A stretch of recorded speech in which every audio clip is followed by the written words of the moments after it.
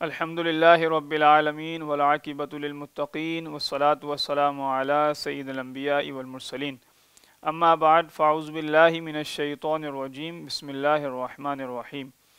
تمامی سامعین سامعات متوجہین متوجہات ملائکہ صالحین ارواح طیبات السلام علیکم ورحمۃ اللہ وبرکاتہ۔ ادارہ رشد و ہدایت کی جانب سے ایک سلسلہ بنام عقیدہ ختم نبوت کی رشد و ہدایت لے کر حاضر ہیں، اور الحمدللہ تعالی ہمارا یہ سلسلہ آیات قرآنی، احادیث نبویہ اور اقوال صالحین پر مشتمل تھا، اور اب ہم اس سلسلے کے اندر داخل ہو رہے ہیں کہ جس کے متعلق نبی کریم رؤوف الرحیم صلی اللہ تعالی علیہ وآلہ وسلم نے ارشاد فرمایا تھا کہ میرے بعد 30 یا 33 جھوٹے دعوے دار پیدا ہوں گے۔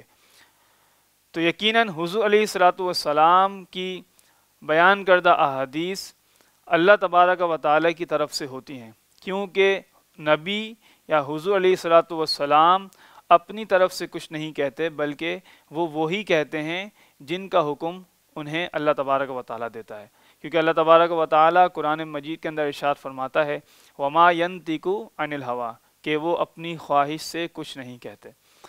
تو ناظرین اکرام، اس بات کو یاد رکھیے کہ جس طریقے سے حضور علیہ الصلوۃ والسلام نے 33 جھوٹے دعوے داروں کا بیان فرمایا تھا، اس کی شروعات نبی کریم صلی اللہ تعالی علیہ وآلہ وسلم کے دور مبارک سے ہی ہو گئی تھی، اور آج کے دور کے اندر جب یہ سلسلہ اپنے عروج کو پہنچا تو غلام مرزا قادیانی علیہ ما یستحق، اللہ تعالیٰ کی اس پر کروڑوں لعنتیں ہوں، اس میں سے سب سے آخری یہ ابھی گزرا ہے، اور یقیناً ابھی کتنے باقی ہیں یہ اللہ تبارک و تعالیٰ اور اس کے رسول صلی اللہ علیہ وسلم ہی جانتے ہیں۔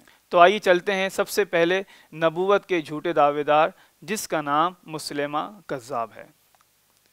ناظرین اکرام، ملک یمامہ کا رہائشی یہ ایک اپنی قوم کا سردار تھا۔ اس نے حضور علیہ الصلوۃ والسلام کے سامنے ہی یہ کہا کہ آپ مجھے اپنی نبوت میں سے کچھ حصہ دے دیں یا اپنے بعد مجھے نبی چن لیں۔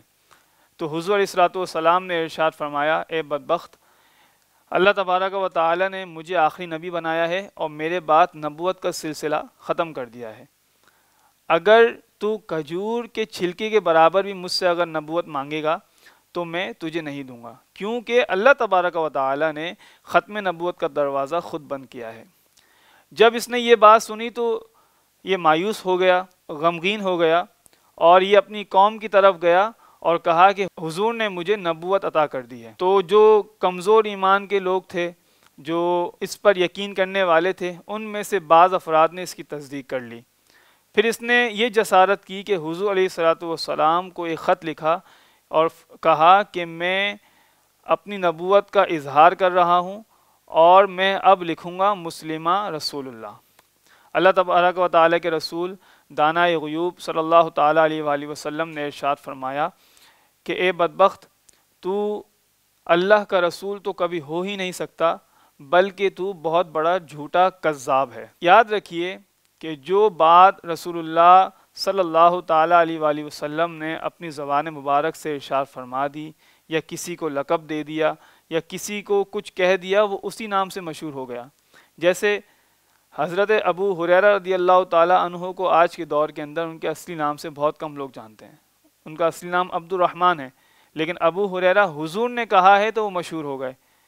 اسی طریقے سے بہت سارے صحابہ اکرام اہل بیت اطہار کو جو لقب حضور نے دیا وہ اسی سے مشہور ہو گیا، اور یقیناً حضور کے دوستوں کا یہ عالم ہے تو حضور کے دشمن کو پھر جو اللہ کے رسول نے لقب دیا وہ قیامت تک کذاب ہی کہلائے گا۔ یعنی حضور سے اگر کسی نے وفا کی ہے اور حضور نے اگر اس کو کوئی لقب دیا ہے تو وہ اسی سے مشہور ہوا، اگر حضور سے کسی نے دغا کی ہے اور حضور نے اس کو کوئی لقب دیا ہے تو وہ قیامت تک اسی سے مشہور رہے گا۔ تو یہ بات یاد رکھنی چاہیے کہ ایمان کا دار و مدار حضور کے ساتھ وفاداری ہے۔ ایمان کامل ہی اس وقت ہے جب تک حضور سے وفا ہے، حضور کی ناموس پر حفاظت ہے، اس کے بغیر کوئی چارہ نہیں۔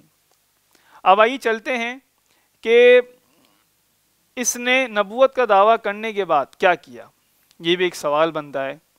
ناظرین اکرام، یہ بات یاد رکھیے کہ جتنے بھی نبوت کے جھوٹے دعوے دار پیدا ہوئے ہیں ان میں سے ہر ایک نے اپنی ایک شریعت کو گھڑا ہے، اور حضور سے دشمنی کا اندازہ اس بات سے لگایا جا سکتا ہے کہ ہر اس کام کو انہوں نے روکا ہے اس کا حکم رسول اللہ صلی اللہ تعالیٰ علیہ وسلم نے دیا تھا۔ جیسے نماز جو ہے، عبادت جو ہے، وہ ہر نبی کے دور میں فرض تھی، ہر امت نے پڑھی ہے، طریقہ مختلف تھا، لیکن جب یہ جھوٹے نبی آئے تو انہوں نے سب سے پہلے نماز پر ہی پابندی لگائی۔ اسی طریقے سے جو حرام کردہ حدودات تھیں اللہ تبارک و تعالی کی طرف سے، انہوں نے سب سے پہلے انہی حدود کو توڑا۔ تو آئیے چلتے ہیں، سنتے ہیں کہ انہوں نے کیا کیا خود ساختہ شریعتیں رائج کی۔ نمبر 1، شراب حلال کر دی۔ اب یاد رکھیے کہ شراب اللہ تبارک و تعالی نے قرآن میں اور حضور علیہ الصلوۃ والسلام نے اپنی احادیث نبویہ میں بیان کی ہیں، تو اس کو حرام اللہ نے کیا اور اس کے رسول نے کیا، انہوں نے اس کو حلال کر دیا۔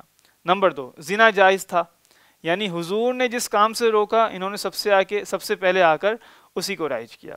نمبر 3، بغیر گواہ کے نکاح جائز تھا، یعنی نکاح کے اندر گواہوں کا ہونا ضروری نہیں، یہ ان کا ایک خود ساختہ شریعت تھی۔ نمبر 4، ختنہ کرنا حرام تھا۔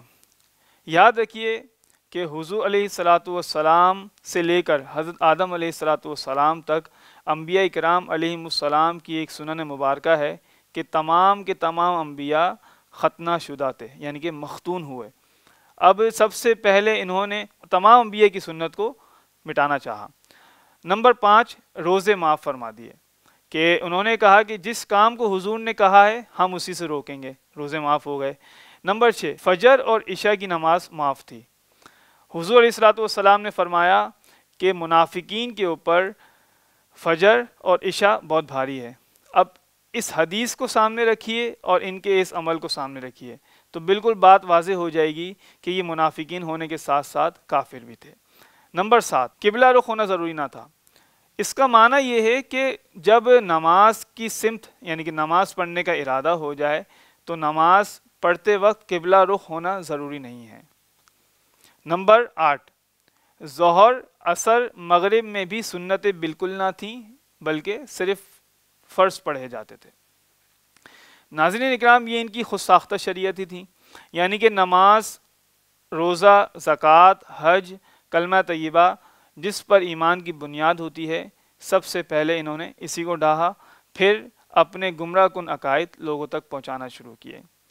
اب اس کا کیا حال ہوا، اس کے ساتھ سیدنا صدیق اکبر رضی اللہ تعالیٰ عنہ نے کیا معاملہ پیش کیا اور اس کا قتل کیسے ہوا، اس کو کس نے مارا، یہ بہت سی تفصیل انشاءاللہ ہم اپنے اگلے سلسلے میں سننے کی سعادت حاصل کریں گے۔ اپنے میزبان محمد حسن رضا المہدوی کو اجازت دیجیے، اس سلسلے کو شیئر کرنا نہ بھولیے، آگے اس پیغام کو پہنچاتے رہیے، کیا پتہ کہ آپ کے پیغام پہنچانے کے سبب کوئی راہ راست پر، کوئی ہدایت پر آ جائے۔ السلام علیکم ورحمۃ اللہ وبرکاتہ۔